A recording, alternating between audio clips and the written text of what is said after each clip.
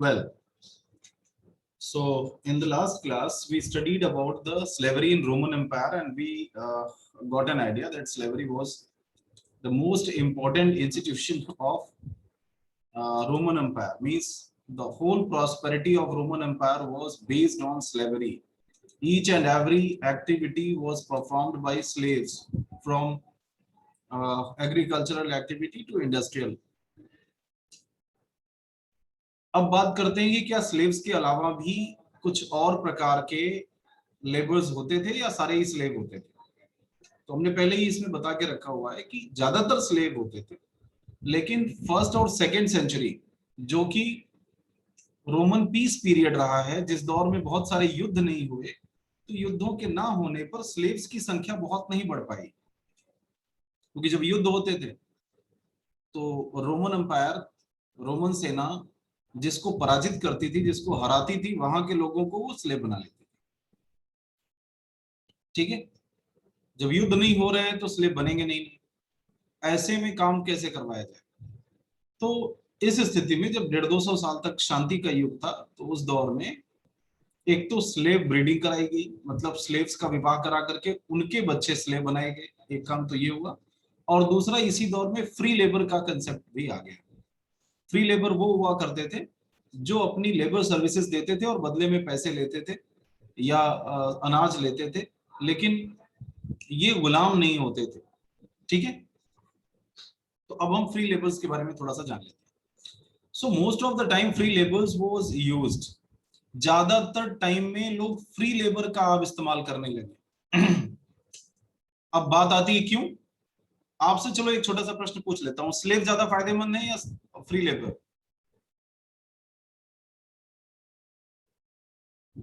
Quick. Sir free labour. क्यों free labour, क्यों ज्यादा फायदेमंद है? क्योंकि वो अपने हिसाब से काम करेंगे, किसी के अंडर में नहीं रहेंगे। नहीं, जैसे मालिक हैं हम, तो मालिक के हिसाब से बताओ। सर हम बताएं? सर फ्री लेबर इसलिए है क्योंकि सर हम उनको पैसे देंगे या अनाज देंगे तो हम उसके बदले हमें सर्विस देंगे, उसमें कोई गड़बड़ी नहीं करेंगे सर। स्लेव रहेंगे सर तो कुछ गड़बड़ी भी कर सकते हैं बाद में। हाँ, ये एक तरीके से आप अपने हिसाब से सोच सकते हो, नॉट बैड, गुड थिंकिंग। लेकिन मैं आपको इकोनॉमिक पॉइंट ऑफ व्यू बता दूं, स्लेव वो पैसे तो कोई नहीं लेते थे, लेकिन स्लेव को पूरे साल आपको भोजन देना पड़ता था, उन्हें कपड़ा देना पड़ता था, और अगर बीमार हो गए तो दवाएं कराना पड़ता था। अब आप सोचो कि काम हो या ना हो, लेकिन ये चीजें आपको देनी है। अब काम कितने होंगे?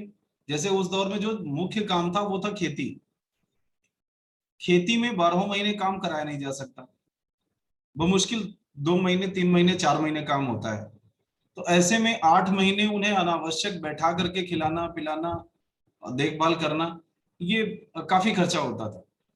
तो लोगों को लगने लगा जब काम है तब करवाओ, पैसे दे करके हटाओ, ये कौन झंझट पाले इनको पूरे साल घर में रखने का, छत देने का, कपड़ा और तमाम चीजों की व्यवस्था करने का, और कल के दिन ये विद्रोह भी कर सकते हैं। ठीक है, so slaves and freedmen were extensively used in jobs where labor was not required in large number, that is as business managers. So कुछ ऐसे भी जॉब इस दौर में आना शुरू कर दिए जहां पर बहुत बड़ी संख्या में लेबर्स की जरूरत नहीं थी, तो वहां पर भी स्लेव का इंपॉर्टेंस नहीं था, क्योंकि स्लेव मतलब अब कोई ऐसा काम हो जिसमें झुंड के झुंड लगाए जाए, सड़क वड़क बनवाना है तो अलग बात है, लेकिन कोई ऐसा सेलेक्टिव काम है जहां पर 1-2-4 आदमी से हो सकता है, तो वहां स्लेव क्यों, वहां पे पैसे वाले नहीं रख लिया जाए। There was a presumption that without supervision no work would ever get done. और फ्री लेबर्स को भी मैनेज करने का क्या तरीका, या स्लेव को भी मैनेज करने का क्या तरीका होता था? माना ये जाता था, ये जाता ही नहीं था, आज भी जाता है ऐसा माना, कि अगर आप सुपरविजन नहीं करते हैं तो काम ठीक से नहीं होगा। बात मानते हो या नहीं मानते हो? Yes sir. आप अपने घरों में अगर आप कंस्ट्रक्शन का काम लगवा लो, आप पेंटिंग का काम लगवा लो, आप कोई भी काम ऐसा लगवा लो, और अगर कोई देखने वाला उसको ना हो, तो जो भी मजदूर उसमें काम कर रहे होंगे वो काम चोरी करेंगे, वो फिर मजदूरी नहीं करेंगे प्रॉपर।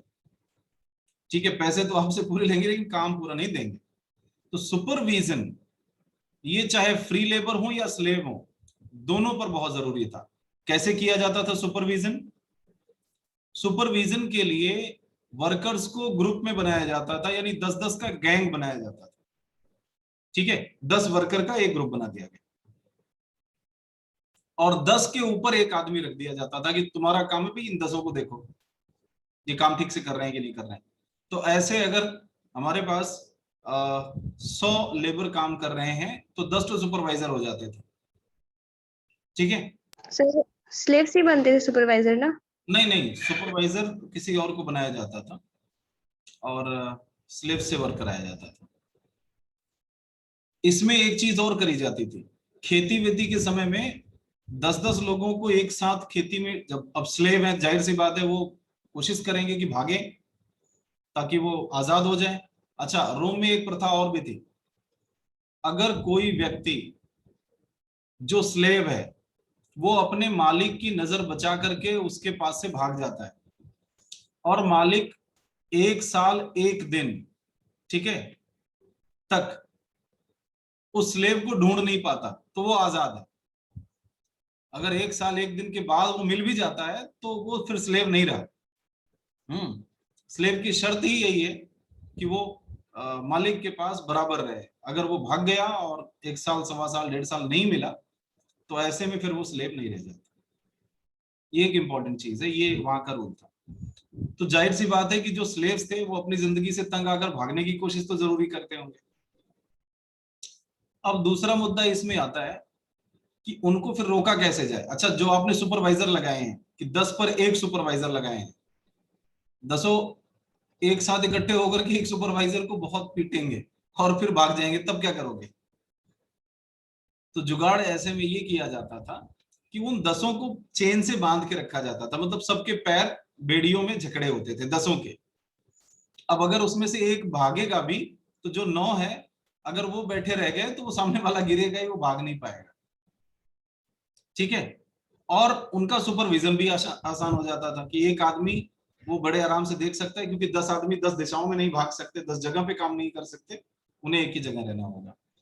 तो ये एक अच्छा तरीका था लोगों पर नियंत्रण बनाए रखने का, लेकिन इससे काम प्रभावित होता था, इससे काम बहुत अच्छा नहीं होता था। प्लिनी द एल्डर जो इतिहासकार है उसने इस मेथड का बड़ा निंदा किया। उसने कहा कि स्लेव गैंग बनाना वर्स्ट मेथड है, ये सबसे खराब तरीका है कि लोगों के आप स्लेव्स के पैर बांध करके उनसे खेती करवाओ, काम कराओ। क्यों? क्योंकि इससे काम प्रभावित होता है, मतलब जो सबसे स्लो वाला है वो सबसे पीछे रहेगा, बाकी सारे लोगों का पैर बंधा है तो वो तेज काम कर नहीं सकते, वो सबसे पीछे वाले के ही हिसाब से चलेंगे। इसका मतलब जो एफिशिएंट भी होगा वो भी अपना काम पीछे कर लेगा, क्योंकि वो बेड़ी तोड़ के तो आगे बढ़ नहीं सकता। तो सारे के सारे फिर स्लो वर्क होता है इसमें। अच्छा, एक और चीज होती थी, ये तो रहा स्लेव का। फ्री जो आदमी होते थे और फैक्ट्रियों में काम करते थे उनके ऊपर भी बड़ी बंदिशें होती थी। जो फैक्ट्री में काम करने के लिए जाते थे, पहली बात तो उनके एप्रन पे सील लगाया जाता था, उनके कपड़े पे सिंबल लगता था।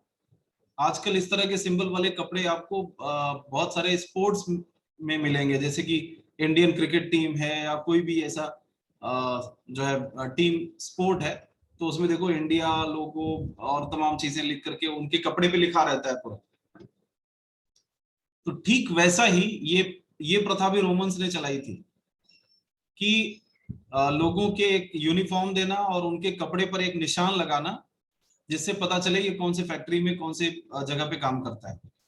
और उसके बाद दूसरी बड़ी बात कि जहां पर खास करके सोने चांदी के सिक्के बन रहे हैं या कुछ और इस तरह के काम हो रहे हैं, वहां पर फ्रिस्किंग भी होती थी। छोटा मोटा काम भी हो रहा है तो फ्रिस्किंग जरूर होती थी, यानी जो भी फैक्ट्री में काम करने जा रहा है, इंडस्ट्री में काम करने जा रहा है, उसका दरवाजे पर ही प्रॉपर चेकअप होगा, कुछ लेके नहीं जाएगा, और वापस लौटते समय फिर चेकअप होगा, कुछ लेके भी नहीं जाएगा। ऐसा नहीं होगा कि आप सिक्के की फैक्ट्री में काम कर रहे हैं और 10 सिक्के जेब में डाले निकल गए, नहीं। कुछ एक जगहों पे ये भी प्रथा थी कि आप घर वाले कपड़े जो अपने पहन के जाते हैं वो वहां पर चेंजिंग रूम में उतारेंगे, वहां से दूसरे कपड़े फैक्ट्री वाले मिलेंगे, वो पहनिए, काम करिए, फिर आकर के चेंज करिए और अपना पहन करके आइए। तो इस तरह का की व्यवस्था होती थी, लेबर्स को इसी तरह से मैनेज किया जाता था। तो सुपरविजन हो गया, गैंग्स में बांटना हो गया, फ्रिस्किंग हो गया, एप्रन के ऊपर सील लगाना हो गया, ये सारे वो काम है जिससे स्लेव्स हो या फिर लेबर हो उन्हें मैनेज किया जाता था। अब डेट कॉन्ट्रैक्ट्स ये क्या थे? डेट कॉन्ट्रैक्ट शब्द से ही समझ में आ जा रहा होगा आपको कि ये एक ऐसे कॉन्ट्रैक्ट थे जो इंसान जब उधार लेता था तो कुछ उधार के बदले में एक कॉन्ट्रैक्ट साइन करता था। अब वो कॉन्ट्रैक्ट क्या होता था? So debt contracts were a type of agreement between private employees and the workers. Employers और वर्कर्स के बीच में ये होता था, एम्प्लॉइज नहीं, एम्प्लॉयर्स एंड वर्कर्स के बीच में एक समझौता होता था। ये समझौता क्या था कि किसी को अगर पैसे की जरूरत है तो वो अपने रिच एम्प्लॉयर के पास जाता था और उससे कुछ पैसे उधार लेते थे। ये आप ठीक साहूकारी सिस्टम जैसे समझ लो हिंदुस्तान में। यहाँ पर जो किसान हुआ करते थे ना पहले के जमाने में, आपने बहुत पुरानी अगर फिल्में देखी हो तो आपने उसमें देखा होगा कि एक साहूकार होता है, वो लोगों का बड़ा शोषण करता है। लोग आते हैं उसके यहाँ, अगर उनके घरों में शादियां पड़ी हैं, कोई और मुश्किलें हैं, तो वो पैसे लेते हैं और पैसे के बदले में जमीन जायदाद अपनी गिरवी रख के चले जाते हैं, गुलामी तक करते हैं। तो ये डेट कॉन्ट्रैक्ट हुआ करता था वहां पर भी। रोम में एक ऐसा होता था जिसमें employees were in debt to employers. Workers जो होते थे वो एम्प्लॉयर्स के पास जाकर के कुछ पैसे लेते थे और फिर साइन कर देते थे कि अब आप हमसे चाहे जो करा लो। ये बहुत ही टाइट कंट्रोल होता था इसमें, मतलब बंधुआ मजदूरी एक तरीके से। देखा गया large number of families went into debt bondage. ऐसे बहुत सारे लोग जो कि किसी जमाने में फ्री लेबर थे लेकिन गरीबी की वजह से डेट बॉन्डेज साइन करके वो जो है गुलाम बन गए। तो ये एक तरह की कबूल की हुई गुलामी है। ये ऐसा नहीं है युद्ध में जीते हुए लोगों को गुलाम बनाया जा रहा है। ये वो लोग हैं जो जानबूझ करके गुलाम बन रहे हैं, पैसे ले करके और गुलामी कबूल कर रहे हैं। अच्छा, इसमें एक फायदा ये होता था कि अगर आप अपना जो डेट लिए हैं, जो आपने ऋण लोन लिया है, वो आप चुका करके आजाद भी हो सकते हैं, लेकिन ऐसा बड़ा रेयर होता था। सोशल हायरार्की, समाज में कितने प्रकार के लोग थे? चलो ये भी बड़ा जरूरी चीज है, समाज के लोगों के बारे में पढ़ लें। कौन बताया है? पहली बात तो समाज में की कैटेगरी कितनी थी। जैसे हमारे यहाँ हम जब बात करते हैं अपने यहाँ की, हिंदुस्तान की, तो हम कहते हैं ना एंशियंट टाइम में इंडिया में 4 वर्ण हुआ करते थे, ब्राह्मण क्षत्रिय वैश्य शूद्र, इस तरह का। तो 4 कैटेगरी था। या मेडिवल यूरोप में अगर हम बात करते हैं तो वहां पर 3 कैटेगरी आ जाती है, नोबल, क्लर्जी और कॉमन, जिसको आपने क्लास 9th की हिस्ट्री में भी पढ़ा होगा। अब बात आती है रोम में कितनी कैटेगरी थी, रोम में कितने प्रकार के लोग हुआ करते थे। ठीक है, आपके हिसाब से कितने रहे होंगे? अच्छा, घूम फिर के पूरी दुनिया में होते यही 3-4 थे, 3 से ऊपर कहीं नहीं होते थे। 3 कैटेगरी, जैसे यूरोप में आपने बताया नोबल, क्लर्जी, कॉमन, बस वैसे ही इंडिया में भी था, ब्राह्मण क्षत्रिय वैश्य शूद्र। तो फिर बाद में वो ये वाले ग्रुप हो गए जो तीनों की सेवा करते थे, अलग कैटेगरी थोड़े थी कोई। मतलब जो ब्राह्मण भी नहीं है, क्षत्रिय भी नहीं है, वैश्य भी नहीं है, उन्हें शूद्र बना दिया गया और उनका काम बताया गया कि नहीं आप सबकी सेवा करो। वरना यही 3 काम यूरोप में भी थे, यही इंडिया में भी थे, यही दुनिया में थे। ऐसा नहीं कह सकते हो कि ये जो ब्राह्मण क्षत्रिय वैश्य शूद्र वाली चीज है वो सिर्फ इंडिया में है। नाम अलग है, जैसे हमारे यहाँ जो ब्राह्मण कहते थे, यूरोप में उसे क्लर्जी कहते थे, बात तो एक ही है। काम उनका भी रिचुअल कराना, पूजा पाठ करना कराना, और सबसे ऊपर माने जाते थे, फर्स्ट ऑर्डर थे इंडिया की तरफ। नोबल्स, हमारे यहाँ पे नोबल्स को क्षत्रिय कहा जाता था, उनके यहाँ नोबल कहा जाता था। लॉर्ड होते थे, राजा होते थे, जिनका काम होता था शासन करना, युद्ध लड़ना, यही हमारे यहाँ क्षत्रियों का यही काम होता था, कोई अलग थोड़ा था। वैश्य, वैश्य हमारे यहाँ भी व्यापार करते थे, खेती करते थे, उनके यहाँ भी कॉमन यही करते थे दोनों काम। तो जाहिर सी बात है ये जो नोबल, क्लर्जी, कॉमन है या ब्राह्मण क्षत्रिय वैश्य है वो सेम हुआ करता था, उसमें कोई अंतर नहीं है। हाँ, चौथी कैटेगरी उनके यहाँ स्लेव होती थी, गुलाम होते थे, हमारे यहाँ वो स्लेव नहीं होते थे, शूद्र होते थे बस। तो 4 कैटेगरी उधर भी है, 4 कैटेगरी हमारे यहाँ भी। रोम में कितने कैटेगरी थे इसको हम समझते हैं। घुमा फिरा के यही कैटेगरी रोम में भी होंगी, लेकिन हो सकता है नाम इनके थोड़े से अलग अलग हों, या एक कैटेगरी कहीं बढ़ जाए। अब चलो ध्यान से सुनना तो आपके समझ आ जाए। सबसे पहले हम रोमन इतिहासकार टेसिटस की बात करते हैं। एक रोमन हिस्टोरियन हुआ करता था, उसने सोशल कैटेगरी या हायरार्की के बारे में बताया है। क्या क्या बताया है? उसने बताया है कि समाज में कुल 5 प्रकार के लोग होते थे। कितने टाइप के, कितनी कैटेगरी होती थी? तो ये कैटेगरी याद कर लो, कितनी कैटेगरी हुई? 5। अब ये 5 कौन कौन प्रकार के लोग हो रहे हैं? तो 5 प्रकार में सबसे पहला प्रकार हुआ सीनेटर्स। सीनेटर्स कौन हुए? पहले प्रकार के लोग। चलो मैं कलर बदल देता हूँ। सर हाँ बेटा, पैट्रिशियन और प्लेबियंस भी थे ना? बता रहे हैं, आ रहे हैं उस पे। चलो मैं कलर बदल देता हूँ। रेड कलर से जितने हाईलाइट हो रहे हैं आप ध्यान से उन्हें समझ लो, कैटेगरीज हैं।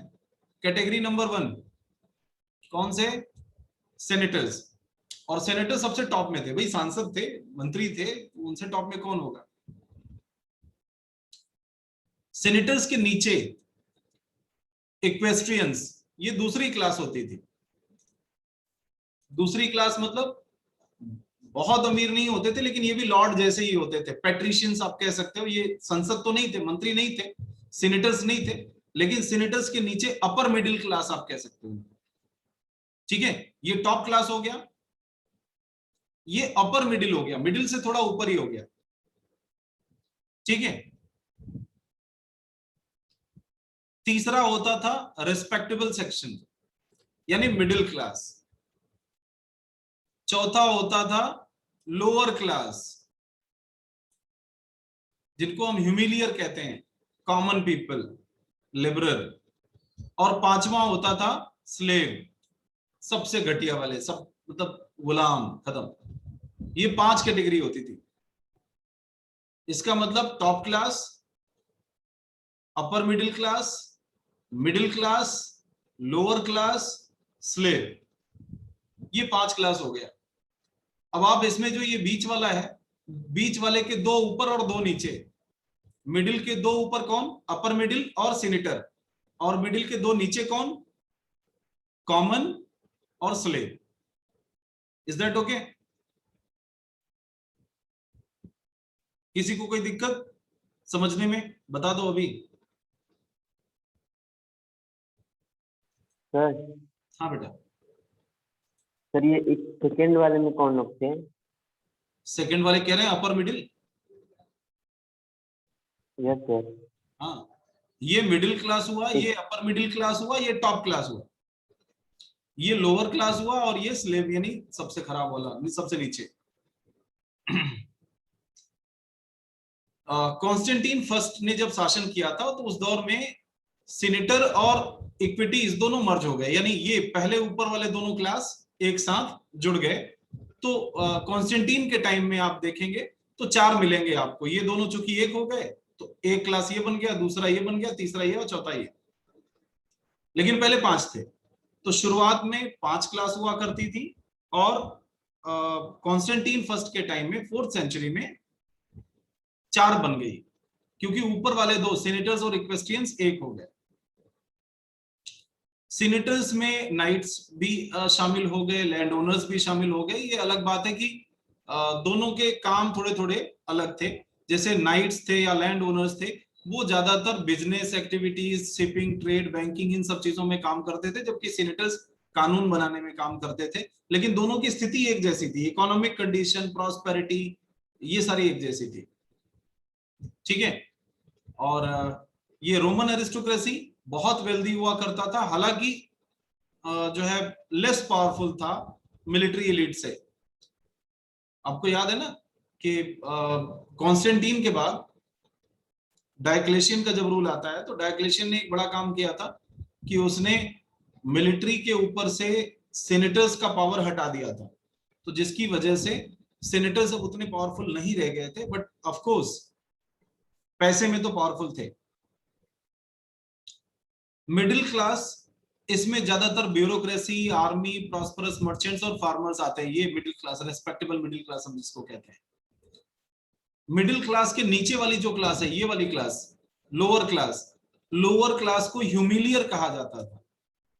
ह्यूमिलियर मतलब हम्बल लोग, लोअर लोग। इसमें कौन कौन शामिल थे? इसमें फ्री लेबरर शामिल थे, यानी labourers, workers, mining establishment, immigrants, ये सारे लोग जो थे वो इसमें आते थे। और सबसे लास्ट में फाइनली स्लेव्स तो आते ही थे, जिनके बारे में आप जानते ही हो।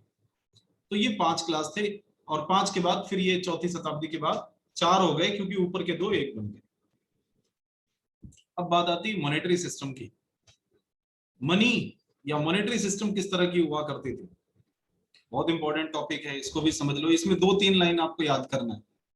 हमने क्या बताया था आपको लास्ट टाइम में? यहाँ पे मनी कौन सी चलती थी, किस चीज की? सिल्वर चलता था, वेरी गुड, कॉइन। हाँ जी जी बिल्कुल। अगस्ता। सबसे पहले सिल्वर के सिक्के चला करते थे, और सिल्वर आता कहां से था? स्पेन से। स्पेन। हाँ बिल्कुल, याद कर लो, रट लो एकदम। जाहिर सी बात है कि जब बहुत ज्यादा आप व्यापार करने लगोगे, बहुत ज्यादा आप बाहर से सामान मंगाने लगोगे, तो आपका जो बैलेंस ऑफ ट्रेड है वो आपके फेवर में नहीं रह जाता। डिस्कस हुआ था ना इस पे कि बैलेंस ऑफ ट्रेड क्या होता है। Yes sir. तो जब भी आप जितनी चीजें आप खरीद रहे हो उससे ज्यादा बेच रहे हो, तब तो बैलेंस ऑफ ट्रेड आपके फेवर में होगा। लेकिन जब आप खरीद ज्यादा रहे हो और बेच कम रहे हो, तो ऐसे में बैलेंस ऑफ ट्रेड आपके अगेंस्ट हो जाता है। रोम के लोगों के पास पैसा बहुत था, बाहर से चीजें खरीदते बहुत थे लेकिन बेचते कम थे, इस वजह से बैलेंस ऑफ ट्रेड इनके अगेंस्ट था, और बहुत सारा सिल्वर बाहर चला जाता था। इससे क्या हुआ कि सिल्वर माइंस एग्जॉस्ट कर गए। ठीक है,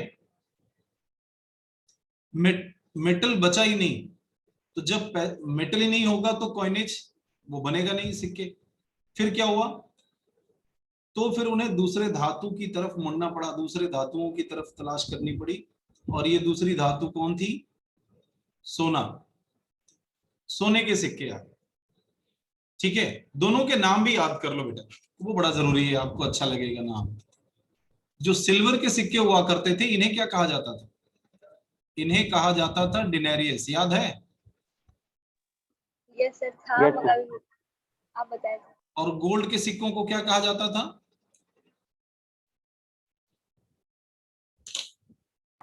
सोलिडस। सॉलिडस। यस, मैं टिक भी कर रहा हूं तब भी नहीं बता रहा। ठीक है, तो इस तरह से चौथी शताब्दी में, अच्छा ये सॉलिडस किसने शुरू किया था? कौन बता रहा है? Sir Constantine. हाँ, कॉन्स्टेंट। ठीक है, याद कर लो इसे। अब next one is bureaucracy. Bureaucracy मतलब वही मिडिल क्लास के लोग होंगे, वही ब्यूरोक्रेट्स होंगे। ऑफिसर्स कौन से थे? Let's C.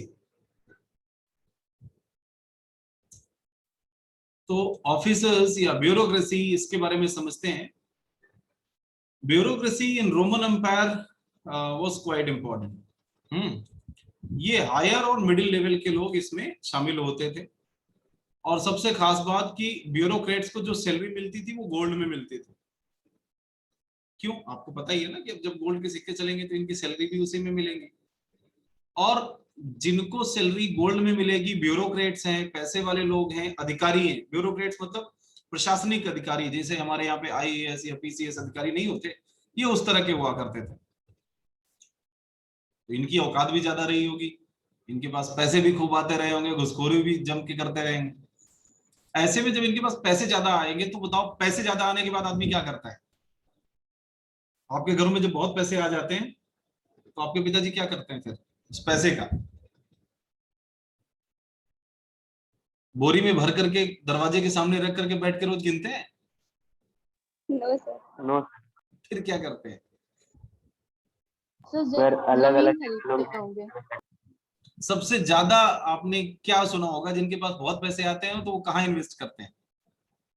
सर घर बनवाते हैं बड़ा सा। सर जमीन खरीदते हैं। हाँ जी बिल्कुल। तो मतलब सोच अभी तक बदली नहीं है। रोम में भी यही होता था, जिनके पास पैसे आ जाते थे वो पैसा इन्वेस्ट करते थे जमीन खरीदने में। करप्शन बहुत बढ़ गया था। कहां पे करप्शन था?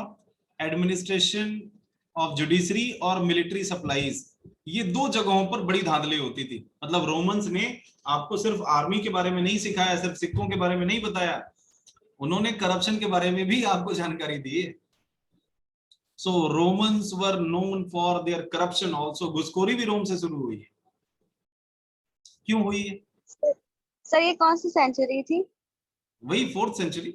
सब अब 3rd 4th में हम आ गए, हम उसी के बारे में पढ़ रहे हैं, 3rd 4th सेंचुरी के बारे में। घुसखोरी खूब आ गई थी। क्यों घुसखोरी आई थी? क्योंकि अब जो अधिकार मिला था, देखो पहले तो सेनेटर्स थे वो पैदाइशी बहुत धनी होते थे, ठीक है। तो जब जो व्यक्ति पैदाइशी ही बहुत धनी है, अथॉरिटी है उसके पास, वो उतनी घुसखोरी नहीं करेगा। लेकिन अब क्या हुआ, अब नए लोगों को चांस मिलना शुरू हुआ, खास करके मिडिल क्लास के लोग हैं, अपर मिडिल क्लास के लोग हैं, इन्हें नौकरियां मिलने लगी, इनके पास पैसे आने लगे। और ये वो लोग थे जिन्होंने पहली बार पैसा देखा था। इन्हें पता नहीं था। सीनेट्स में जब होते थे लोग, तो वो तो हायरार्किकल था, हेरिडेटरी भी था, कि वहां पर जो भी बड़ा सेनेटर होगा उसका लड़का जो होगा वो सेनेटर बन जाएगा, तो जाहिर सी बात है उन्हें परेशान नहीं होना था। लेकिन ब्यूरोक्रेट्स के साथ क्या था कि उन्हें एग्जाम पास करना पड़ता था, उनका सिलेक्शन होता था, उन्हें नौकरी से निकाला भी जा सकता था, और जरूरी नहीं था कि आप ब्यूरोक्रेट हैं तो आपका लड़का भी ब्यूरोक्रेट बनेगा। तो ऐसे में ये लोग सोचते थे कि जितने दिन नौकरी मिली है उतने दिन तक खूब कमाओ। अब खूब कैसे कमाएंगे? घुसखोरी करेंगे तभी तो कमाएंगे। कहां करते थे? एक तो न्याय वाले मामले में होता था, आज भी जम के होता है, ये ध्यान रखो। सबसे ज्यादा अगर कहीं घुसखोरी होती तो इसी में होती है। आप कभी भी कोर्ट में चले जाओ और आपको एक फाइल तक निकलवानी है, बिना पैसे की निकल जाए तो बताना, आपका फाइल नहीं निकलेगा। पैसे दे करके फैसले इधर उधर कराना, जमीन इनकी है उनके नाम चढ़वाना, ये सारे उल्टे सीधे काम खूब होते थे पैसे से। और मिलिट्री सप्लाईज, आज भी खैर मिलिट्री सप्लाईज में भी आज भी घपला हो जाता है थोड़ा बहुत, लेकिन पहले बहुत जबरदस्त था। जैसे आपको याद होगा अपने यहाँ पे किसी जमाने में बोफोर्स का एक घोटाला हुआ था